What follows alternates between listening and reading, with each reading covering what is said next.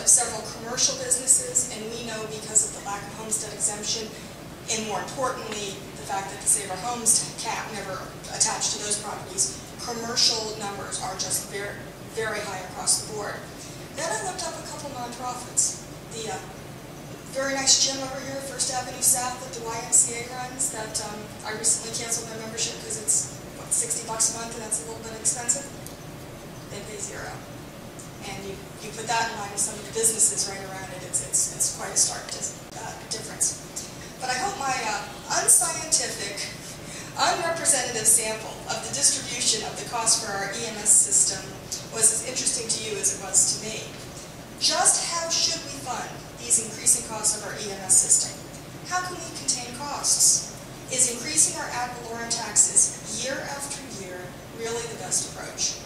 I'm going to leave you with these questions. I'm not going to attempt to answer them. I'm going to leave these for you all, and I'm going to leave them to our experts. Thank you all for being here.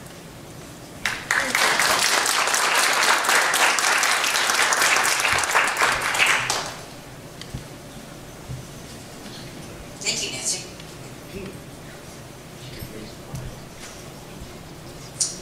And the first speaker that we're going to have today is going to be representing the firefighters, and that would be Lealman Fire Captain Jim Milliken.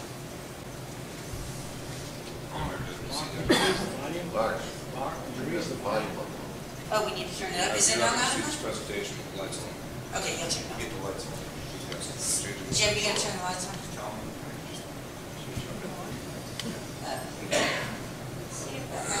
Is the volume not high enough? I think it was loud enough. Is it okay? I can hear it. Alright, so my name is Jim Milliken. I'm Captain of Lealman Fire District. I've been in the EMS system here since '88. So a lot of these fire districts didn't like it. They said they were open to other ideas. So when they were open to other ideas, myself and Scott Sanford from Palm Harbor Fire District got together and said, well, let's look at some other ideas. We created a plan that we didn't reinvent the wheel on. It's called fire-based medical transport. This is being done all over the state of Florida, all over the United States. Can't hear it still? Can't see you. Oh, well, you might have to. Yeah. Well, I don't want to block this for them to see. Want to come back here, maybe? Is this better? Okay.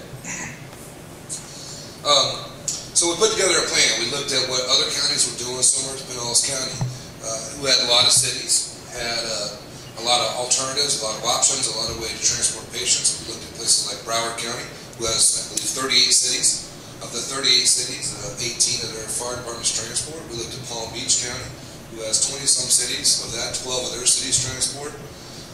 So we looked at different venues, how we could make this work. So we pulled together some fire transport stuff, and we tried to apply it to Pinellas County. They had some goals in mind. Flip that for me. The county had 3 stated goals. They wanted to maintain the level of service we currently enjoy today. They wanted to equalize funding amongst providers. They wanted to contain the cost. Fire-based medical transport meets and exceeds these goals. To figure out what the level of service would be, we had to look at a day. We looked at a couple different days, but this is one day in line of how we operate with Sunstar on the road in the fire departments. This chart shows how many Sunstar units are on the road. The black and white lines show how many units were actually on the road at different times of day. This is based on a 24-hour scale, with 1 o'clock being at the far left and 2400 hours, which is midnight, being at the far right. In the peak of the day, they run about 35 trucks. We put the red line to show the peak of how their vehicles are running, what they have on there. 40 to 45 trucks in the peak of the day. The peak of the day called for 35 calls. Of 35 calls, 28 of those were transports. Our proposed model actually is the blue line, as you can see. We actually increase the amount of trucks on the road at any given time. We have 35 trucks on the road in the middle of the night that are at statically placed stations. And then during the peak of the day when it gets busy, which is about 8 o'clock in the morning until about 8 o'clock at night, we increase that peak by adding more units that are just peak time units. They're not full-time trucks. To do this, we put together, we'd have 60 fire ALS apparatus. Those are fire engines that have paramedics on them. We currently have in the system. We place one at every fire station in Pinellas County. There's 60 fire stations, so each fire station has a paramedic fire engine in it. We place 35 fire-based ambulances. We call them rescue trucks. Terminology-wise, ambulance and rescue is the same thing. They're capable of transporting patients. We placed 35 fire-based ambulances at the most predominantly busiest stations in Pinellas County, where the majority of the transports are occurring. With that, we added 16 peak time trucks. As you remember, in the middle of the day, it's busy from 8 to 8. It's a busy time, so we put those peak time trucks on there. And their real basis is for the peak time trucks to run the non-emergency calls. That's taking patients from a hospital to a nursing home or to rehab and back to the hospital. With that, it gives us 111 trucks on the road, and we believe this maintains our current average response time of 4 minutes and 30 seconds. To equalize funding amongst the providers, we took the average costs that the county was using their IPS, we put that on there, so we paid $360,000 for an ALS fire apparatus. That's one paramedic position, which is 3.6 people. We put, for a rescue truck, that requires 2 people to run on there, 2 people, so we doubled that at 720. And a peak time truck runs half the time of a rescue unit, so we cut that back in half at 360. What we also added in there was $20,000 for EMS administration. That covers administration, which also covers their managers on the street, their leadership. We added $30,000 for vehicle repair and replacement, and $8,500 for fuel. And the replacement cost in there is so that we're replacing those rescue trucks. The county isn't buying rescues every year. The departments, each department or district, will have to maintain that money so they can afford to pay for their new rescue every 5 years. As rescue trucks run, their lifespan's about 5 to 6 years based on their transport. All right. Under cost containment, the IPS study is not contained cost, is also not sustainable. Increased transport should make the system sustainable and not continually increase the retail user rate. Staff's contention that raise and raise is a good strategy to balance the fund, and the fund does not sit well with taxpayers. The retail user rate, which is the rate that the ambulance company charges when you get in the back of the truck, has been raised 4 times over the past 7 years. With these increases, expenses will still outpace the income by 2013 according to the IPS chart. Next. This chart is out of the IPS study. We didn't design this chart, we took it right out of the IPS study.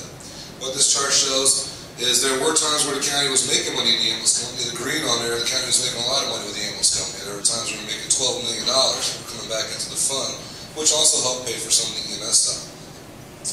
But as you can see, as we get closer, and they raised the rate in 2010, 10.15%, raised it again in 2011 at 3.3%, and the next dot is 2012 or 2013, which these plans were designed to go into effect October 1, 2012, when they were designed a year ago. At 2013, which is 1 year later, you can see the plan is out of money. They would have to raise the retail user rate once again to keep them in the black.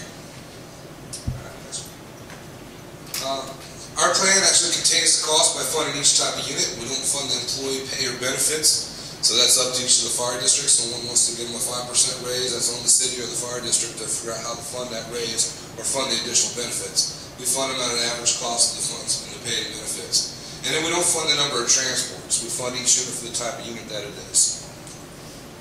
Next. This chart we put together, it shows sustainability of how our system's sustainable. Again, to back up, this was done a year ago, because we're actually past the stage, we're in some new stage, which I'll talk about at the end. But when we put this chart together, the county had just raised the retail user rate, the paths were crossing, and they were just about even with that. When we put our plan into place in the very first year, which would have been October 1, 2012, we immediately was going to save the county $5 million. And that's $5 million savings after we purchased 25 new rescues to put on the street. So our capital outlay was included in what we were going to do and still save $5 million in the first year. In the second year, which is the second dot to the bottom, we saved the county almost $7 million. And we still bought more equipment that year to keep our capital up. This was to get everybody on the road and make sure that every unit was new and there was no more funding by the county after the second year. From this day forward, that $30,000 we talked about, fire departments, cities, and districts would be liable to make sure they maintain their trucks. So in the third year of the drop, we actually saved the county close to $8 million, which gives us almost a $20 million savings in the first 3 years of our plan to the county. After that, there's no more capital outlay cost to Pinellas County, no more cost to the citizens. It's built into the plan from there forward. To show sustainability, the top line is the retail rate. That's the money coming in, your income line. We know that increases by 2.5% because according to Paramedics Plus, their transports increased 2.5% every year over the last 10 years. So we increased the income by 2.5%. We didn't account for property taxes turning back around, or home values turning back around. We left it on a very flat rate. What we did do on our side of the bottom line, the expenses, we actually increased those by 4%. We doubled up what our increase was, just to show sustainability. So even with a 4% increase in expenses and the retail rate never going above 2.5% increases, after 10 years, there's still almost $8 million difference between our plans. So it's very sustainable in the future. So why fire-based medical transport? It makes sense to the taxpayers. We're already there, so why not use us? You have to have the fire department regardless. You could take EMS, we'll take the city of St. Petersburg for instance. If you take EMS out of there, they still have 13 fire stations they have to man. They still got all the fire trucks they got to have to put fires out. So if you pull EMS out, you just made their jobs a little lighter, and they still got to be there. And that works in every city. You can always park on it, doesn't matter. We're here, so why not pay us, for us to do the job for the money that we're getting, and you don't have to increase salaries to get more work out of us. It's more work, less money. First responders can easily assume the transport needs without shifting costs to the taxpayers. The IPS plan truly shifts the cost over. They take $8 million out of the city of St. Pete for EMS, and they shove it back onto the city to raise their taxes $8 million if they want to maintain their level of service they're giving their citizens today. We provide continuity of care. It's the leading trend over the past 20 years. 71% of Florida's population is serviced by some type of fire-based transport. Our model calls for all fire-based transport. It's everything non-emergencies, emergencies, the whole shooting match. But there's different systems, like if you go to Tampa, Hillsborough County, Tampa Fire Rescue, transport their 911 calls, and they have a private provider who transports the non-emergency calls. So there are different types of systems. If you go to Pasco, the fire department transports anything they go to, and then their private provider maybe transports people from hospital and nursing home. All right, next slide. This map shows what we're talking about. Everybody in red in the state of Florida provides some type of fire-based transport. All right, like I said, it may not be what we're presenting today, but some form of fire-based transport is done there. All right, next slide. So the first responder misconceptions, the myth that private ambulance company is cheaper. Comparing salaries does not provide an accurate picture of the cost of the system. We can compare salaries. We can say the average paramedic at Sunstar makes $58,000, and the average firefighter in Pinellas County with benefits makes $98,000. That sounds like a huge difference, but those are, we put the money hit in the street, this is what it comes out to. In 2010, Pinellas County paid all 18 fire departments $38.1 million. That's what they paid for all the rescue trucks, all the units are on the road, 63 units on the road. So the daily cost was about $104,000. When we put the hours of operation together, it's 1,500 hours operating those trucks daily, which is the cost of about $69 an hour to put those trucks on the road. That's the rubber hitting the road, out the door, pay, benefits, the whole shooting match, no extra cost. We looked at the private ambulance company. That year they paid them $35.2 or $35.7 million. We backed out some costs like critical care transport, EMS tactical squads, things like that. Things that weren't really transports, we backed those back out of their costs. Got them down to about $33 million. They had to use about 70 units on the road during the day. That's not 70 at once, but it takes 70 to cover a 24-hour period between ups and downs of their peak times. Their cost is about $110 an hour. In the IPS study, it actually sits about $125 an hour. So we were a little conservative on that. When you combine us together today on the street, and this is 2010 numbers, we're about $83 an hour. If we move the fire-based transport, that's the fire rescue doing the entire shooting match, that runs us down to about $65 an hour. So yeah, cost, if you look at cost, pay, and benefits, and compare it comparatively, there's something different there. But what you get in the fire-based service is that your fire department's already there, and you're already paying for those people. You overlay the EMS on top of it. It doesn't cost more to do that. Next slide.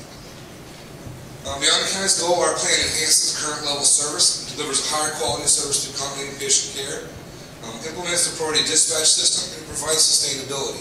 And what we mean by continuity of care increase is that the majority of those patients, we're putting 35 rescues in the busiest areas of Pinellas County. They're going to handle 60 to 70% of the call volume of transports. That means for the majority of the time, you're going to get one paramedic from the start of the call to you at the hospital who won't be turning people over in different areas. But that doesn't work for all the county. There are places like Tia Verde who has 2 calls a day. It wouldn't be feasible to put a rescue truck down there and have a rescue running out of that station. So they're still going to have the same type of system where the fire engine runs and a transport unit comes and picks the patient and takes them to the hospital. Pinellas County, in our program, Pinellas County is still